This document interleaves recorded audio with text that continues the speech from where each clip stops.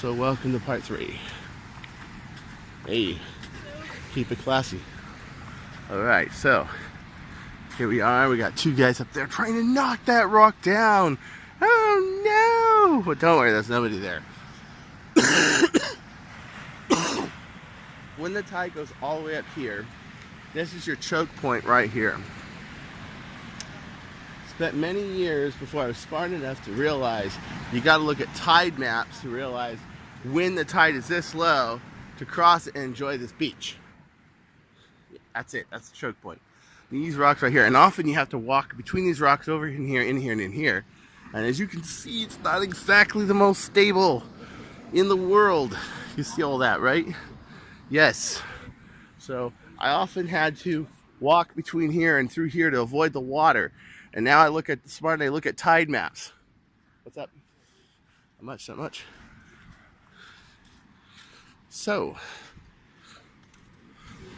people walking around with their woof woofs. And this is the area we call the woods. Now put in mind below us is a whole bunch of rocks. So in varying parts of the season, this applies to the whole beach, there can be more sand or less sand. But usually this is all rocks in here, rocks that are about like that.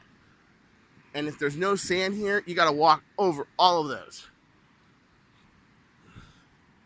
Right now the woods is pretty cool. You got sand, we're at low tide.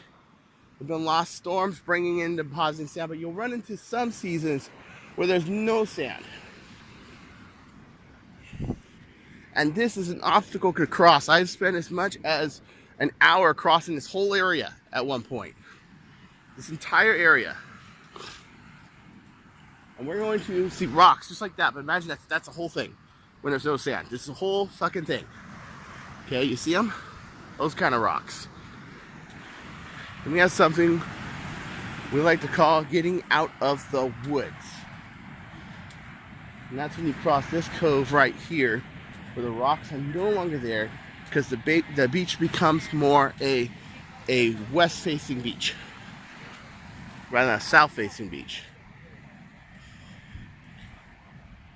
Okay. Right now we're just cruising over it. Area that's usually like that when there's no sand, right here. We're lucky today. I'll tell you the truth, if it wasn't like this, I wouldn't even show you this in the video. The dog doing his business.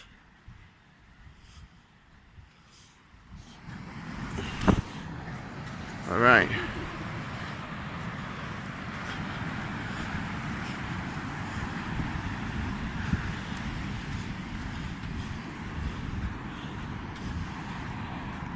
You see people taking pictures. Let them have their fun. Let them have their business.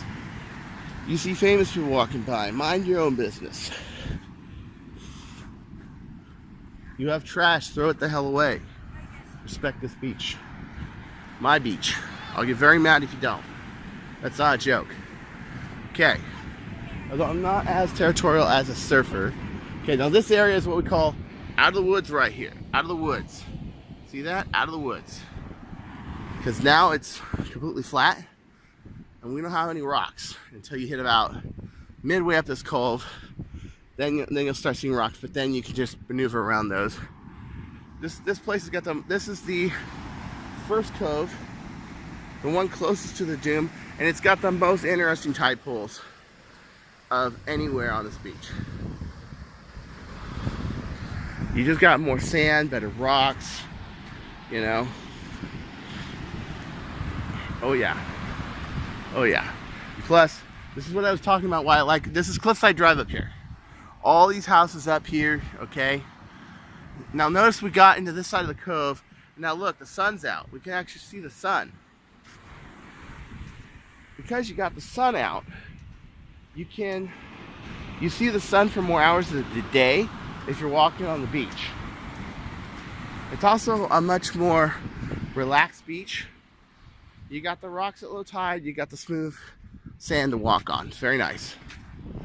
You got a beach key that takes you over by where Gray Fox was. We saw that big rock with that lady sitting on a chair, who I didn't film because, well, I think I've seen her in a TV show once. Let's put it that way. I don't film celebrities. Don't think that's cool.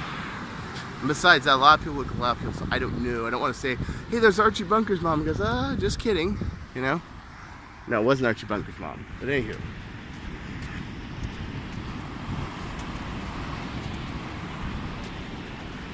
Fuggy woof woof. Get out of your shot.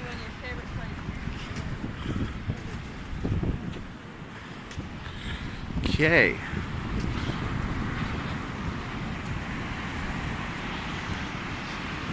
can see the tide is starting to come back in. Very slowly. I should be able to get out of the woods no problem.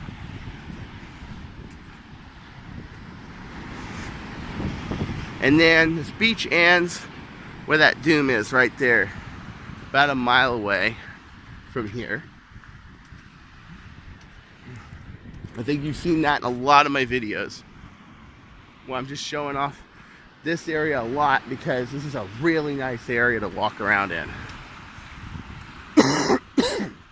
Now, how do you get to this area only? Okay, so the very end, there's another video I have where I'm walking around Point Dune Beach, and they show that there's a ladder. There's one problem with this ladder. One, it's not very easy to get to because it is, parking's really limited by it. Or you have to walk all the way from Zuma to get to it. It's about a mile trek. You can go over, around that dune, and then to the ladder. Or there's this place right by it where you have 2-hour parking, park there, but there's only about 7 or 8 cars that are allowed to park there at a time. Meaning everybody's always waiting to park there. Of course, you know, I don't do that. I just either park on the street, or I figure out something out more creative, where I park at Zuma. And even Zuma was a mess today. And I'm surprised that today Zuma's a mess, but this area isn't. So you go down this ladder. It's a rusty ladder, been hit by tides, salty air, been hit by rain, weather. It's probably got another 5-10 years left before it completely either tumbles down or there's some big accident on it to close it. But if you want to just walk on this area, and a lot of people like this area the best, the first cove of Point Dune. That's all you have to do is go down that ladder. Or have a friend as a beach key that lives on like Cliffside or Bison Drive or Gray Fox.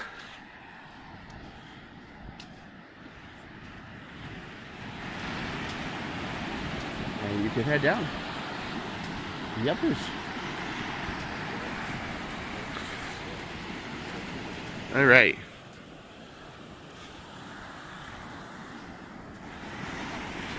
Another area that has varying amounts of sand at any one time.